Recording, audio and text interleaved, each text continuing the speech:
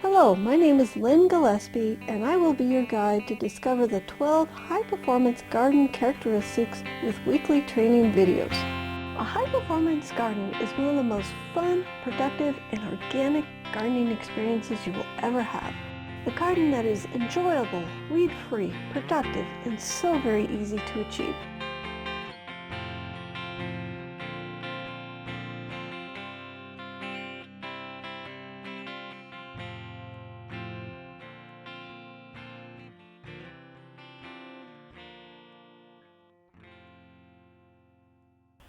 Hello, I'm Lynn Gillespie, organic farmer and creator of the Abundance Garden course.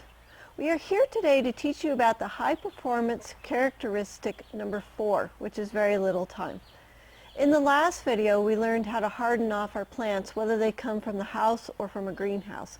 So if you missed this video, go to thelivingfarm.org and then go to the High Performance Garden Community blog and then watch video number 4, because you're going to need that information by the time we get done with this one. For our easy transplants, we can transplant them from a pot or from bare root right into the garden. And for the fussy transplants, we'll need to take a little bit more care of them. So I want to show you right now how I do the easy transplants. And if you don't know which plants are easy to transplant, then watch the High Performance Garden video training number 3, because it's got the list of the easy transplants. Okay, so this is a lettuce that we planted a few weeks ago on our video, and they're ready to transplant. So I'm just going to put some in the garden here for you. So the first thing that you want to do is you're going to want to reach down underneath and you want to lift them from the bottom. You don't want to pull them from the top because that breaks the roots off. And we're going to try to keep as many roots on the plants as we can. So this is called bare rooting, where we're taking them apart like this. And I wanted you to take a look at this plant. You can see the roots hanging down and the top. One of the first things we want to do before we transplant that is we want to make the bottom part a little bit bigger than the top part of the plant, because the roots have to get enough moisture up to support the top of the plant. And coming out of our pot, we probably broke a few roots off, so the plant is out of balance now. So what we want to do, this is the crown of our lettuce plant right here. So we want to protect the crown and keep it intact, and we're just going to take off about half of each of these leaves that are sticking out. I know it makes the plant look kind of stupid, but this will be a really strong plant when we transplant it. So now if you look at the plant, you got more root than you got top, and this will transplant really well. So the next thing we want to do is just dig a hole in our bed. I'm going to set the roots down in, and we're just going to squeeze that soil back in around the crown, but not over the top of the crown. I'll do that again for you.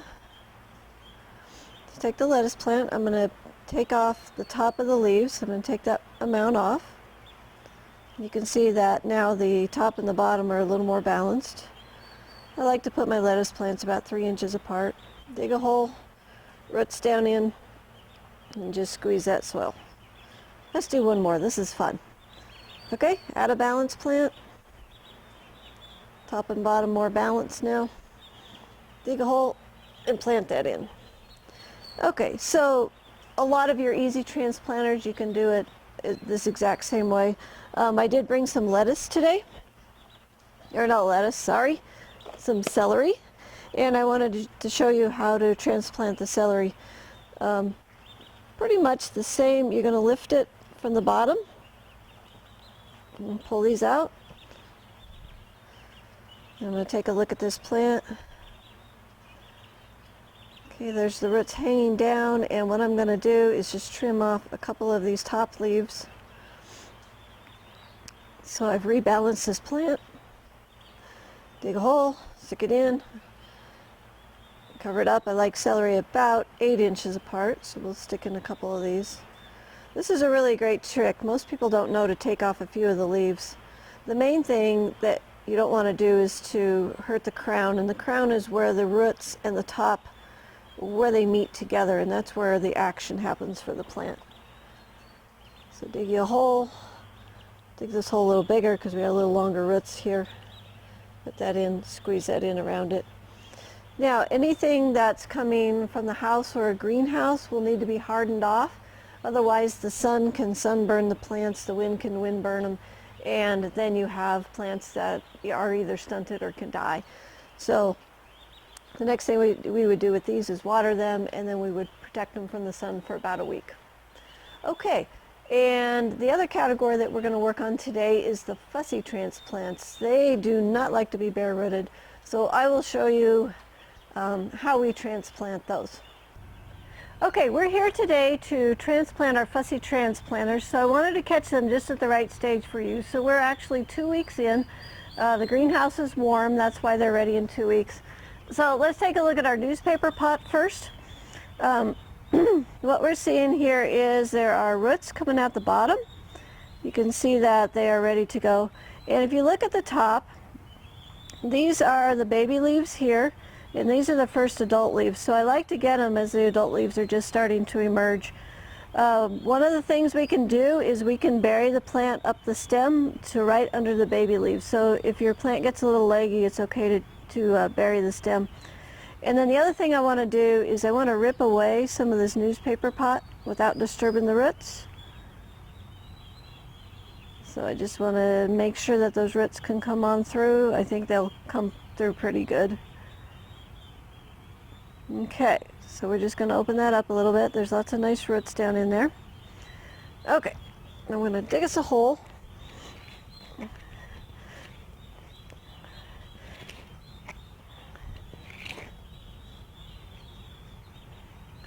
And we're going to drop that down in. And I'm going to bury that up pretty deep, just like that. Okay, the next one we got here, these are the cucumbers, and as you can see they got quite leggy, which is fine. This is called a hill. I got 5 plants in here. I'm going to plant them all together.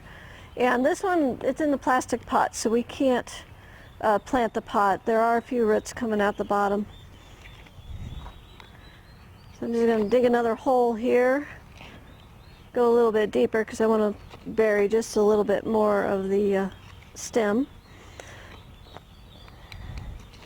Now you can put your organic fertilizer and your compost down in the bottom of this hole if you want to feed your plant, or you can top dress on top. Either way is fine. Okay, now you're going to take your cucumbers, just weave your fingers in between and turn the whole thing upside down so you're supporting the plants. And usually if you push on the pot and squeeze a little bit, it'll come off without disturbing any of the roots. Now do not break this up and do not really touch it. Just turn it over gently and just set it down in the hole. And we're going to bury those stems clear up to here. Probably not the tag though. Might want to be able to read our tag. Okay, so there's our cucumber buried.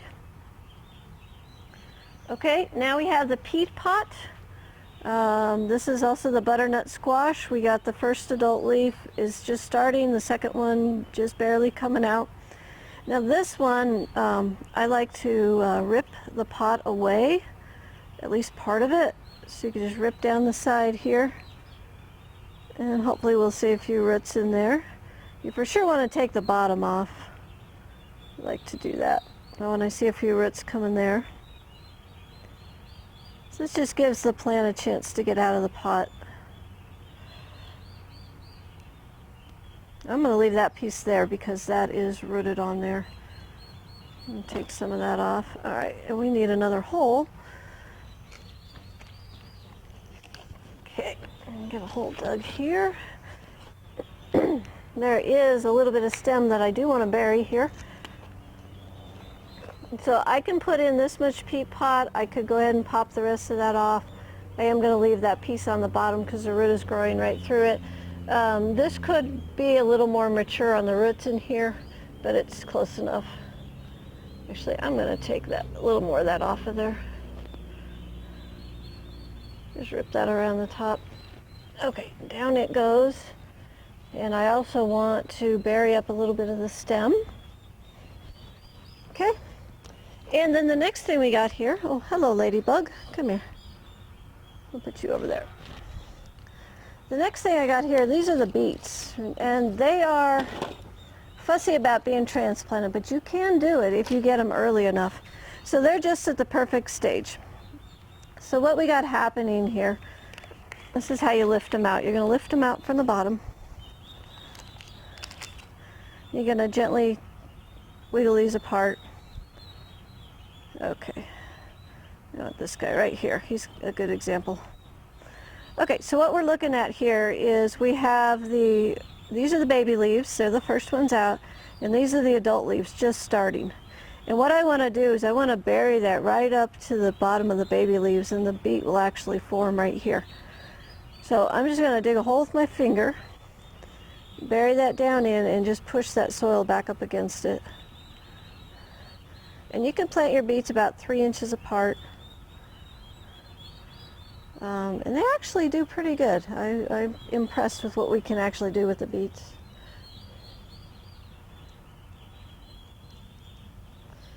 Okay, so you're going to plant your beets like that, and you can plant as many as you want. Once they get a little further than this, they really don't like to be transplanted. And if they're a little younger than this, I find that they die a lot. So this is the perfect stage here, where you got your baby leaves and your first adult leaves just emerging. All right, so the next thing we would do for these is you're going to want to soak this down and water it really well.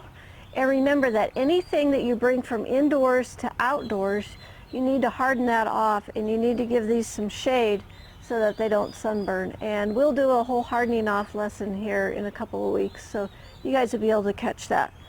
So anyhow, this is how you transplant your fussy transplanters.